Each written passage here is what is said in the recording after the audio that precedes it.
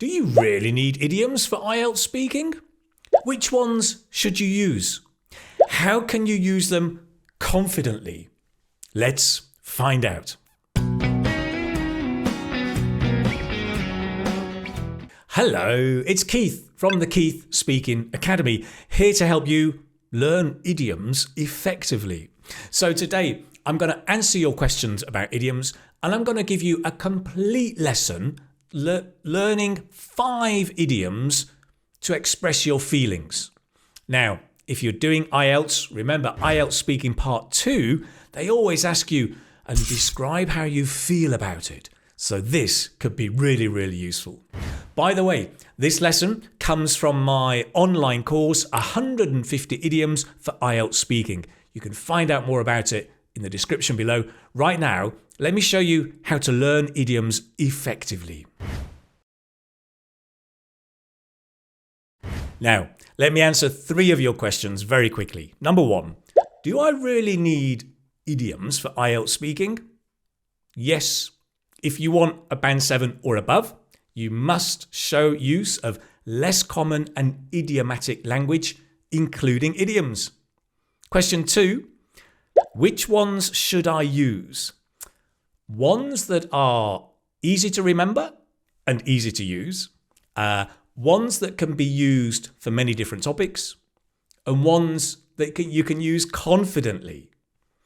Question 3, how can I use idioms confidently? Good question. Well, you need a simple system. Here are 4 steps you can follow. First, see the idioms or hear them in 2 or 3 different contexts. Not just one, but different situations. Number 2, practice using them, speaking and writing. Number 3, test yourself to check your learning. And number 4, review, using songs or stories or both. There's something about songs and stories that just makes idioms stick in your head. Okay, right now, let's move on to the lesson. I'm going to show you 5 idioms to express your feelings, which will be great if you're preparing for IELTS speaking. Here we go. Ooh, a quick warning. This is quite fun and interactive. If you're looking for a boring academic lecture, go somewhere else. Okay, and remember, by the way, this comes from my online course, 150 Idioms for IELTS Speaking. You can check out all of that in the description below. Let's get into the lesson. Great, so in this lesson, we'll be looking at the topic of feelings. Again, 5 idioms on the topic of feelings, all through a story. And it's a story about Anna and her brother Tom, 2 children who spend the day at the amusement park. But their father does something very surprising. I wonder what? Let's find out. Anna was 15 and fed up with school. So she was thrilled to bits when her parents told her they were going to go to the amusement park. She had always wanted to go on the big roller coaster and eat candy floss. On the day of the trip, they woke up early and drove to the park. But when they got there, they saw a long line at the entrance. Anna and her little brother, Tom, had to wait for a long time. They were bored stiff. Anna tried to play a game with Tom to pass the time, but he was too tired and grumpy. Suddenly, a man in front of them started shouting at the ticket seller. Hey! He was flying off the handle. Hey! Because the prices had gone up. Anna's mum told her to stay close because the man was very angry. The man was so loud that Anna's dad lost his rag and told him to calm down. But then both men started shouting, "Way, way!" And everyone around was taken aback by how loud and angry the 2 men were. Luckily, the park security guards came over quickly and sorted everything out. Anna and Tom finally got their tickets and had a great time at the amusement park. Okay, let's have a look at idiom number 1. So, she was thrilled to bits when her parents told her they were going to the amusement park. To be thrilled to bits means to be very pleased and excited. Okay, to be thrilled is just to be excited. To bits is the idea when something is so happy or so excited, it explodes into little pieces. To bits, to pieces. So to be thrilled to bits just means very, very thrilled, excited and pleased. The to bits we often use in also I love it to bits. I love it very much, right? I love you to bits. It's a nice expression. But here, thrilled to bits. Be careful with the th. It's that strange British or English th sound. Thrilled. Try. Thrilled to bits. Great. I'm thrilled to bits. Nice. How do we use it? Well, thrilled to bits doesn't change. It's always thrilled to bits. You can change the verb tense. So we can say, I'm thrilled to bits. She was thrilled to bits. Okay. Generally, we often say, I'm thrilled to bits to see or to hear something, right? I'm thrilled to bits to hear you passed your exam. I'm thrilled to bits to see you're making a lot of progress with your English, okay? Or you can say, I'm thrilled to bits when something happens. I'm thrilled to bits when Manchester United win their games. Final example, I was thrilled to bits to hear my best friend was getting married. Idiom number 2. Anna and her little brother Tom had to wait for a long time. They were bored stiff. To be bored stiff is to be very bored, right? It's the idea that you're stiff means that it doesn't move, right? So something, a pen is stiff. It can't bend, it's stiff. Bored stiff means like maybe a piece of wood that doesn't move. So you're so bored, you just don't move. Bored stiff. We often say bored silly as well. Bored silly, bored stiff. Pronunciation here. Bored, the or is a long vowel. Now, I know many languages only have short vowels. And so a lot of students might say bod, bod. But the o is or. You have to stretch the vowel and exaggerate it.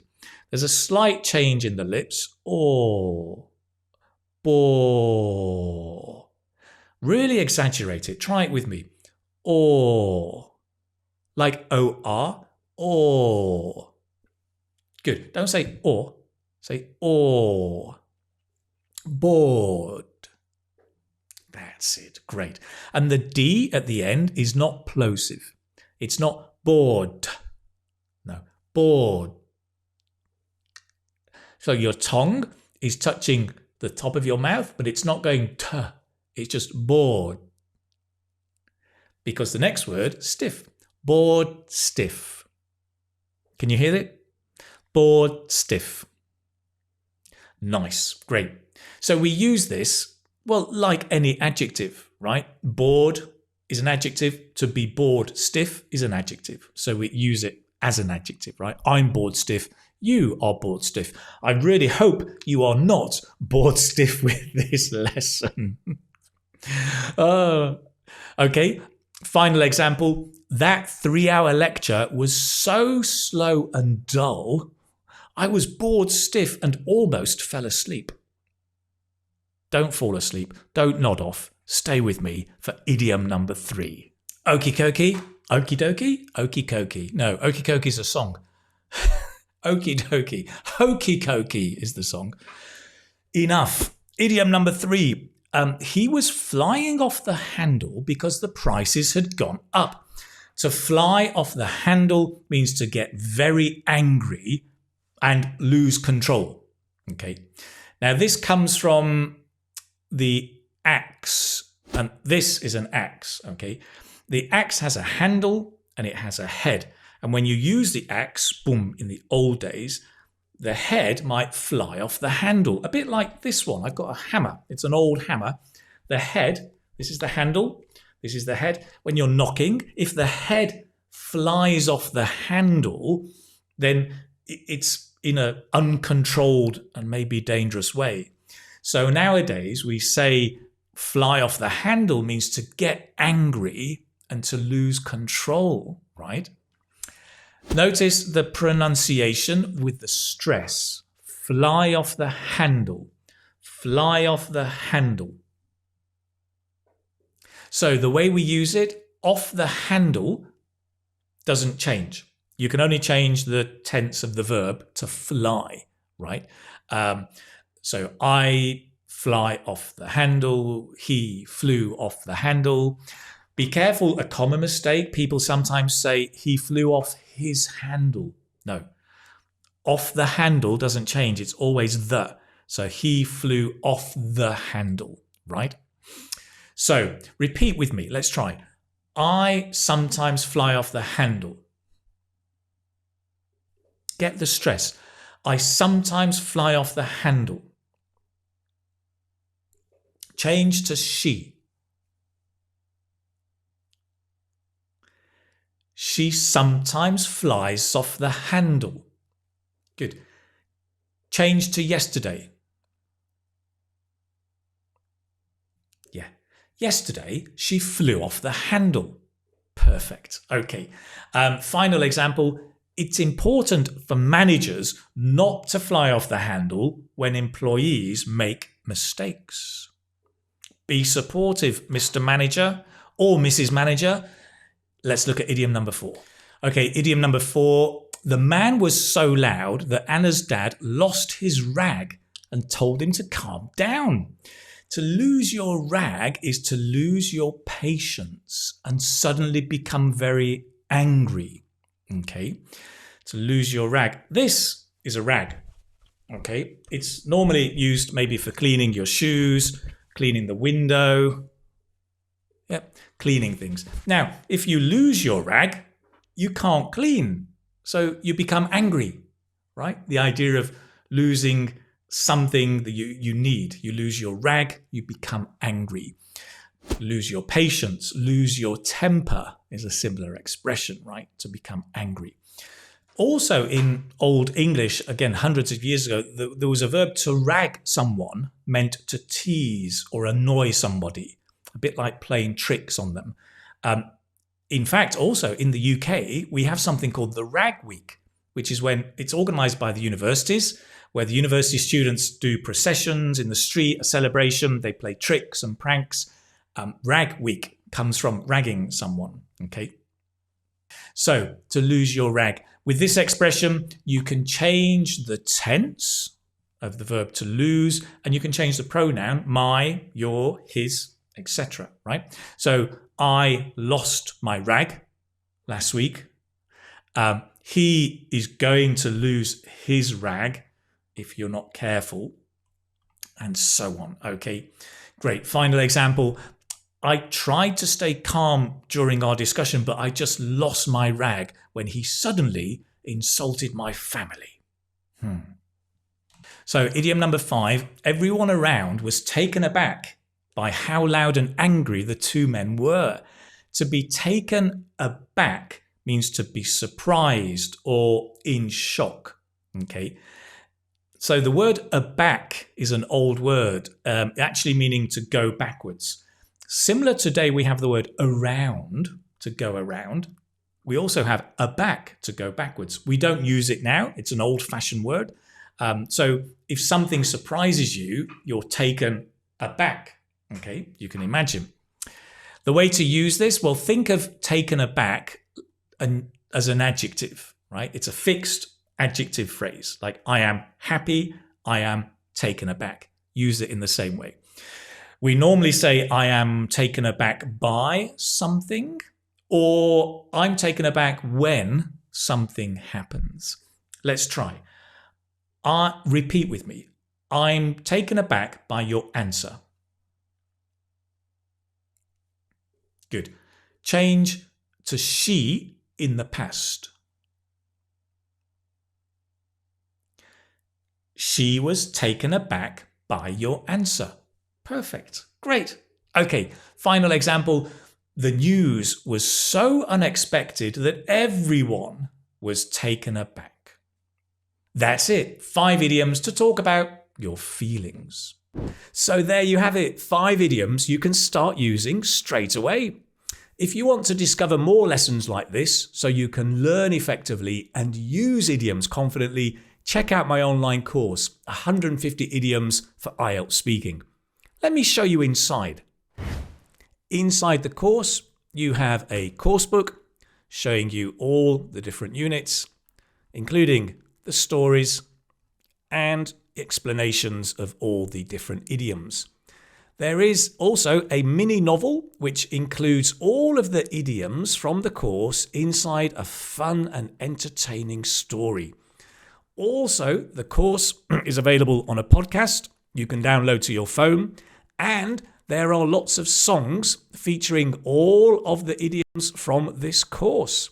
And then you've got 30 different topics, each of them containing a short video which will explain and illustrate the idioms in different contexts, all across 30 different topics, perfect for IELTS speaking or your general English.